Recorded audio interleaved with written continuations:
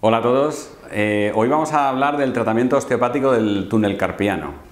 El síndrome del túnel carpiano es un atrapamiento del nervio mediano en el túnel del carpo, de su propio nombre, pero según Sunderland, para que dé sintomatología, el propio nervio mediano tiene que estar atrapado en 2 o más sitios.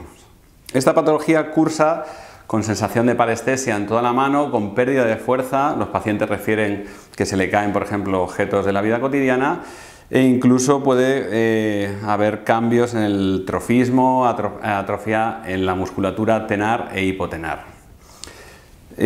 Sabemos que habrá un atrapamiento en el túnel del carpo porque haremos el test de Tinel, que es golpear en el ligamento anular del carpo, y el paciente referirá una sensación eléctrica hacia la mano.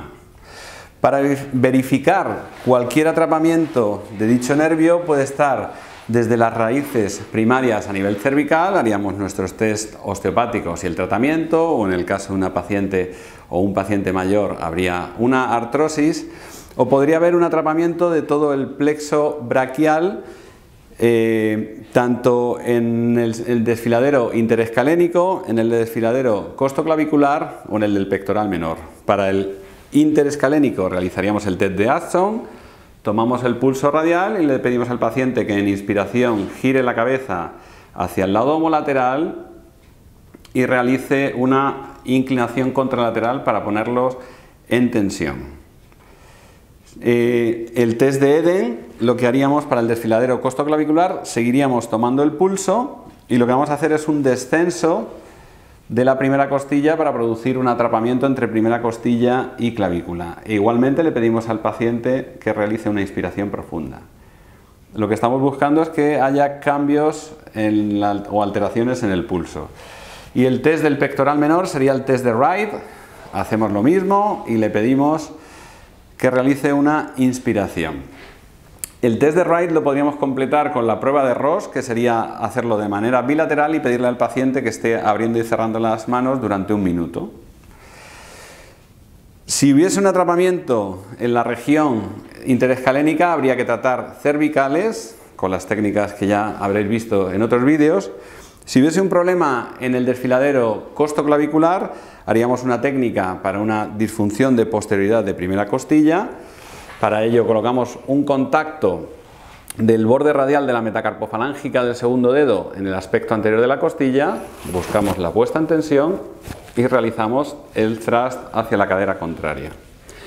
Y si hubiese un problema en el pectoral menor, evidentemente hay que verificar postura, la inervación del pectoral y eventualmente podríamos hacer una técnica para una cabeza de húmero anterior, que es reducir los parámetros y producir el gesto en dirección hacia posterior. Más proximal, es muy fácil encontrar atrapamientos del mediano por debajo del pronador redondo. De hecho, se hablaría del síndrome del pronador redondo. Para ello realizaríamos igualmente un test de Tinel y si el paciente refiere que hay problemas, trataríamos el pronador redondo.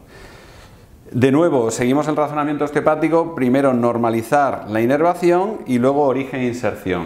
Para ello, muchas veces hay una disfunción de lateralidad interna del húmero, o básicamente es lo que denominaríamos un valgo del codo. Para reducirlo vamos a hacer un contacto desde el borde medial del codo hacia lateral, déjate caer hacia atrás, en un movimiento de ida y vuelta para asegurarnos que se flexibiliza. Evidentemente habrá atrapamientos en zonas de tejido blando y eso lo trataremos con otras técnicas, como podemos hacer un creeping fascial en el tabique intermuscular interno, podemos hacer un creeping fascial también en el propio pronador redondo. Es muy interesante también la zona de atrapamiento en la región entre el flexor profundo y el flexor superficial. Ahí podríamos hacer una técnica de creeping fascial también, un tiempo, recordad que tendríais que estar un tiempo como unos 3-4 minutos. Y por último, en el carpo, las disfunciones más frecuentes son una disfunción de anterioridad, que lo que hace es aplanar el carpo. Para testarlo, lo que hacemos es, tomamos en pinza cada uno de los huesos y realizamos un deslizamiento o bien hacia posterior o bien hacia anterior. Es muy frecuente en el caso del túnel carpiano que se caiga el hueso que hace de clave de bóveda, que sería el semilunar. Entonces encontraríamos que el semilunar acepta ir hacia adelante en el carpo, pero no acepta ir hacia posterior. Para realizar la técnica lo que pretendemos es deslizar el hueso del carpo hacia posterior. Entonces vamos a hacer un contacto con los pulgares en V en el hueso subyacente, el resto de los dedos en región tenar e hipotenar, y vamos a ahuecar el carpo para provocar un deslizamiento hacia posterior. Le pedimos a nuestro paciente que traccione hacia atrás y nosotros vamos a realizar una técnica de snap mediante flexión de ambos bíceps. Si hemos corregido todas las zonas de atrapamiento, el test de Tinel saldría negativo y el paciente recuperaría tanto la sensibilidad como la fuerza.